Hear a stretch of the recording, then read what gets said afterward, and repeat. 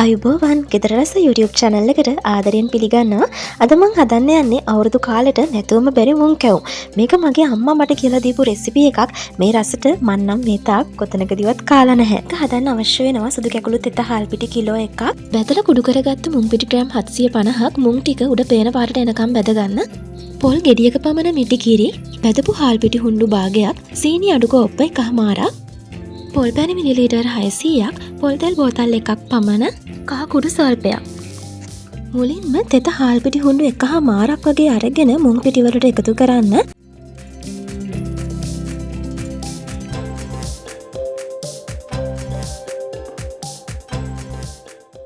දැන් මේ ටික හොඳට කලවම් කරන්න.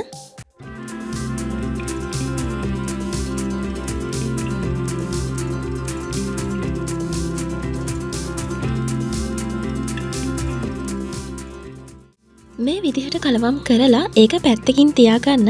දැන් අපි පැණි එක හදාගමු. භාජනයක් අරන් පොල් පැණි මිලිලීටර් 600 දාගන්න. ඊට පස්සේ සීනි අඩු කෝප්ප එකමාරක් වගේ එකතු කරගන්න. මෙතනදී සීනි එකතු කරන හේතුව තමයි මේ පොල් පැණි 100%ක් පියෝද කියලා අපි දන්නේ නැහැ. මොනවා හරි වෙනසක් තියෙනවා නම් සීනි වලින් ඒක මගහැරෙන්න තමයි සීනි දාගන්නේ. වගේම සීනි වලින් පොඩි හයිය ගතියකුත් ගන්න පුළුවන්. දැන් මේ ටික ඔක්කොම මිශ්‍ර කරගන්න. මේ වෙලාවේදී ලිපෙන් තියාගෙන මේ පැණි ටික රත් කරගන්න ඕනේ. පදම එනකන් ටික වෙලාවක් රත් කරගන්න වෙනවා. මන් දිගටම මේක කරන විදිහ වීඩියෝ එකේ පෙන්වනවා. මොකද ලිපේ තියෙද්දි පාට වෙනස් වෙන විදිහ ඔයාලට පෙන්වන්න ඕනේ හින්දා ඔයාලත් මේක බලලා පැණි එක හදාගන්න.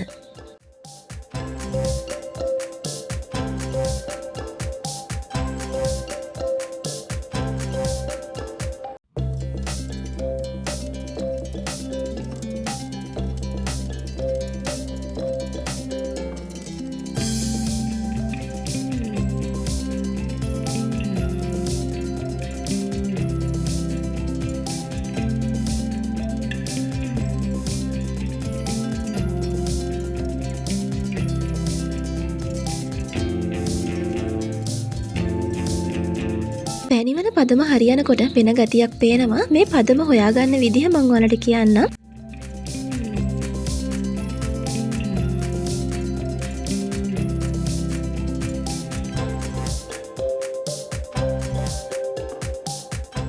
පීරිසියකට වතුර ටිකක් දාලා ඒකට පැණි එකෙන් බිඳුවක් දාගන්න. ඒ දාලා මේ විදිහට එහා මෙහා කරලා බලන්න. පැණි ටික වතුරේ දිය වෙන්නේ නැත්නම් අපේ පදම හරි. දිය වුණොත් තව ටිකක් රත් කරගන්න.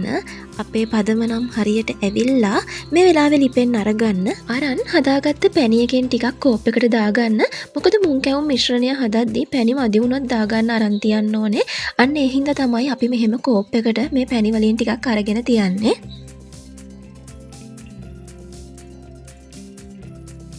ඊගාවට මුලින් අරන් තියාගත්ත මුං පිටි තෙත හාල් පිටි එකතු කරලා හදාගත්ත මිශ්‍රණය ගන්න. ඒකෙන් පැණි එකට පදම එනකන් ටික ටික දාලා කලවම් කරන්න.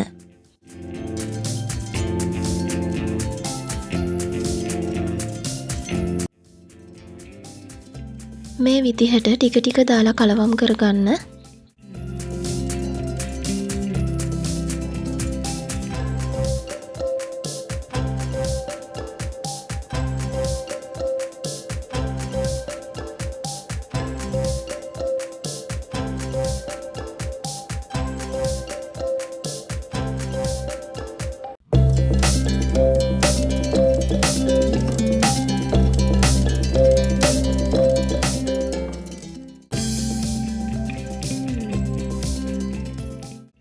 පදම එනකන් මෙහෙම දාලා කලවම් කරගන්න.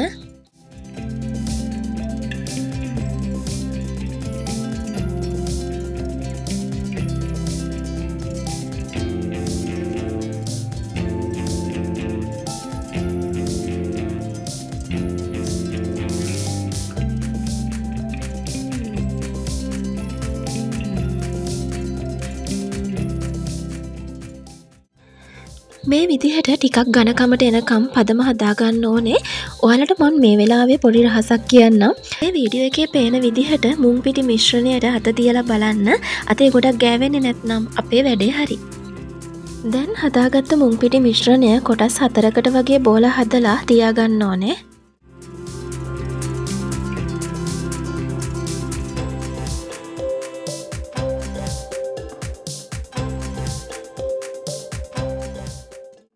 මම අවශ්‍ය ද්‍රව්‍ය කියද්දි බදපු හාල් පිටි පෙන්නුවා. නමුත් මට හිතුණා වීඩියෝ එක අතරේ හාල් පිටි ටික බදින විදිහ පෙන්වන්න ඕනි කියලා. මේ විදිහට මධ්‍යම ප්‍රමාණයට ලිපේ ගින්දර තියලා හාල් පිටි ටික බද ගන්න. පිටි දුඹුරු පාට වෙනකන් ඉන්නත් එපා. මේ විදිහට බලද්දි පිටි ටික දූවිලි වගේ තේරෙනවා නම් බැදුණා ඇති. දැන් ඊළඟට ලෑල්ලට බෙදපු හාල් පිටි ටිකක් දාගන්න. අර හදාගත්ත මුංගුලිය තියාගෙන තුනී කරන්න. හොඳටම තුනී කරන්නෙත් නැතුව ඝනකම වැඩි වෙන්නෙත් නැතුව ගන්න ඕන. මුංගුලිය උඩටත් බෙදපු හාල් පිටි ටිකක් දාගන්න.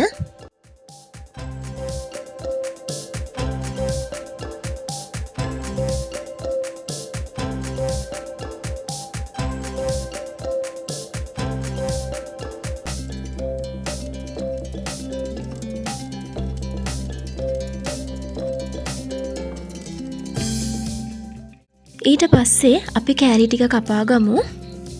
මේ විදිහට තීරුවෙන් තීරුව කපා ගන්න.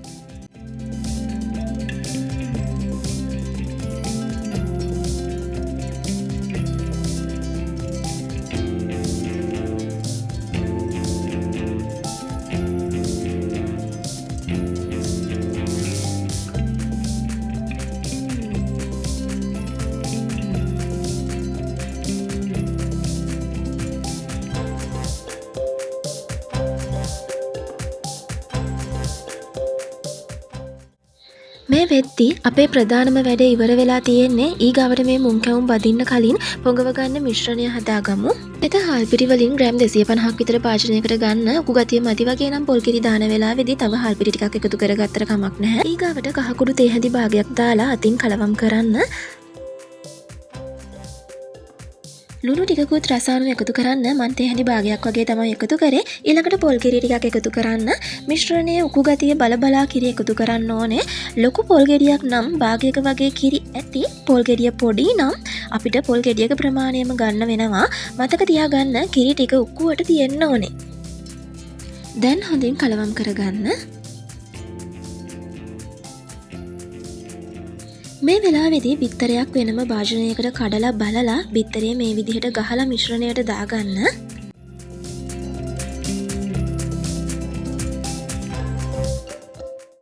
දැන් මේ ඔක්කොම හොඳට කලවම් කරන්න. ඔන්න අපේ අවසාන අදියර කපාගත්ත කෑලි ටික අර මිශ්‍රණයේ පොඟවලා තෙල් වලින් බදින්න හදන්නේ. ලිපේ ගින්දර මධ්‍යම ප්‍රමාණයට තියලා තෙල් ටික රත් වෙද්දී අර සාරුවෙන් පොඟවලා බෙද ගන්න.